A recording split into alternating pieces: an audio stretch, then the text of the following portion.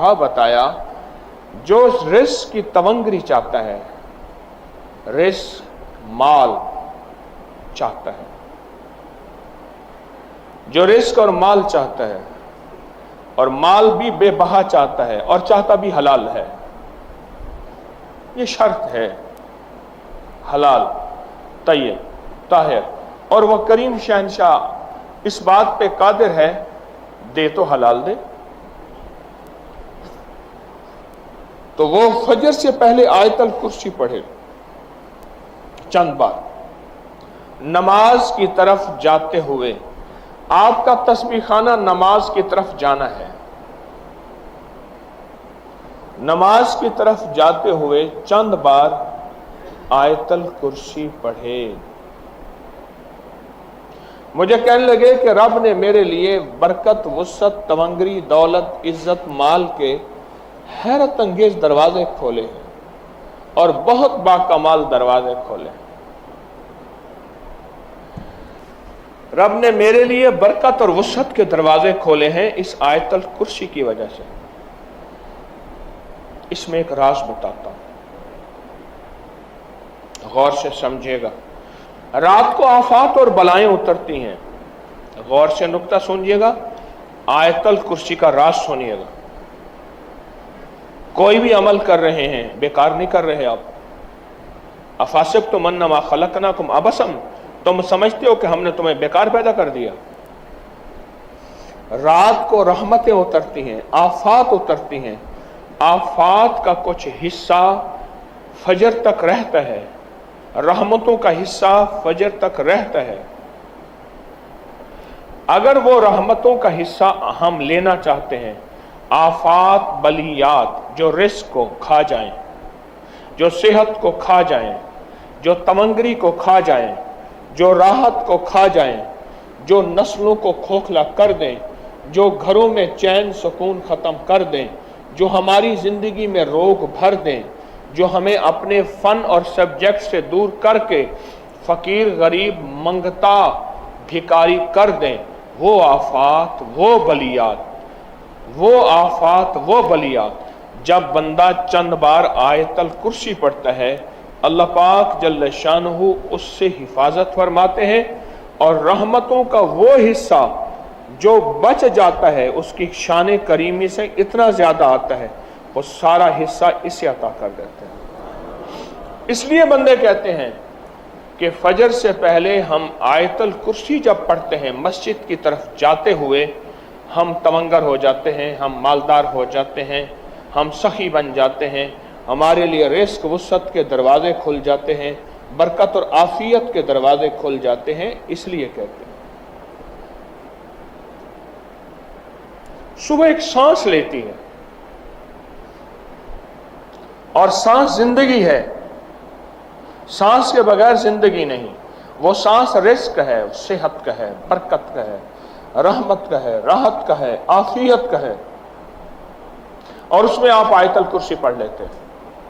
اور آیت الکرسی پڑھنے سے وہ طوفان، وہ بلائیں، وہ آفات، وہ بلیات، وہ پریشانیاں، وہ مسائل، وہ مشکلات اللہ کے نام کی برکت سے ٹل جاتی ہیں۔ ایک حصار، ایک حفاظت، ایک کڑا اور ایک طاقت کا نظام آپ کے ارد گرد آ جاتا ہے۔ یہ آیت الکرسی کا راز ہے۔ پھر اگلی بات، آیت الکرسی اسم اعظم ہے، آیت الکرسی اسم اعظم ہے۔ جو بھی اسم اعظم نماز فجر سنتوں اور فرضوں کے درمیان پڑھا جائے، آیت الکرسی کے عمل میں یہ بات شامل ہے کہ سنتے گھر میں پڑھیں، یہ عمل میں حصہ ہے۔ آپ چونکہ تسبیح خانے میں ہیں، آپ کے یہ دونوں عمل قبول ہیں۔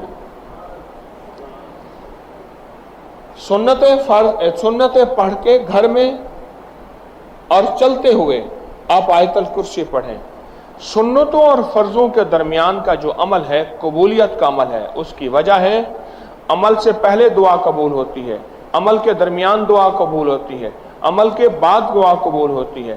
اب درجات ہیں، عمل سے پہلے دعا قبول ہوتی ہے، عمل کے درمیان دعا مقبول ہوتی ہے، عمل کے بعد دعا محبوب ہوتی ہے۔ अमल से पहले दुआ कबूल होती है, अमल के दरमियान दुआ मकबूल होती है, अमल के बाद दुआ महबूब होती है। आप आयतल कुर्सी जब पढ़ रहे हैं, हिफाजत का अनोखा निज़ाम है और इसमें आज़म की अनोखी तासीर है और इसमें आज़म का अनोखा ताकत का कमाल है।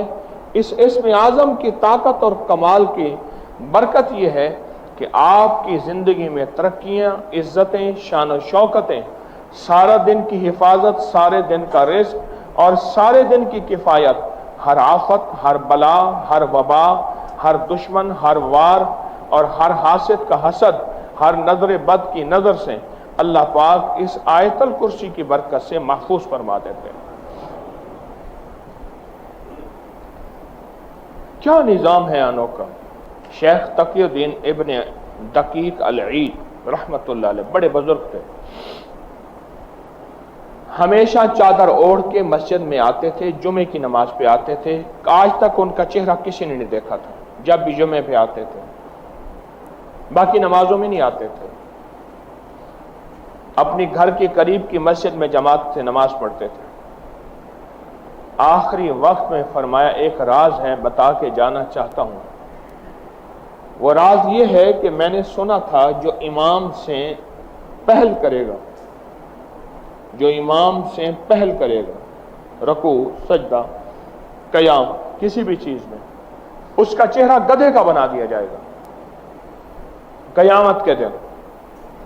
मैंने सोचा मैं पहल करके देखूं तो सही, क्योंकि अल्लाह के करीब था। करीब वालों को पकड़ ज्यादा होती है कि तुम तो राज और नियाज जानते थे, तुम भी ऐसा करते हो। अल्लाह ने दुनिया में मेरा चेहरा गधे का बना दिया, दुनिया में मेरा चेहरा गधे का बना दिया। सारी उम्र में मुंह ढांक के आता रहा और मैं मरने लगा हूं, लोगों से कह रहा हूं ख्याल करना इमाम से पहल ना करना।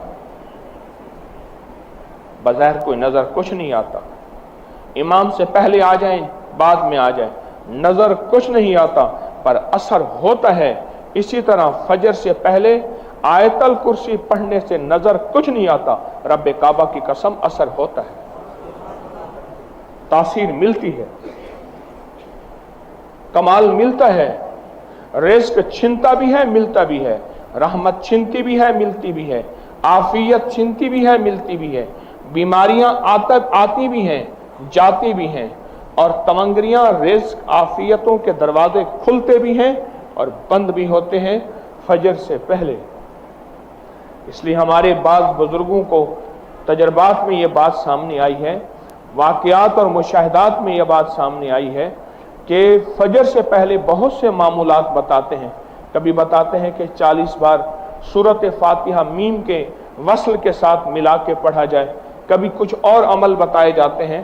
फजर के बाद आयतल कुर्सी का हर लफ्ज इसमें आज़म है। आयतल कुर्सी का हर लफ्ज अल्लाह की शान, अजमत और किबरियाई है। आयतल कुर्सी का हर लफ्ज अल्लाह की ताकत और कुव्वत है, अल्लाह की अजमत है, अल्लाह की बड़ाई है। फजर से पहले इस अमल को ना छोड़ा करें। आपकी तवंगरी, आपका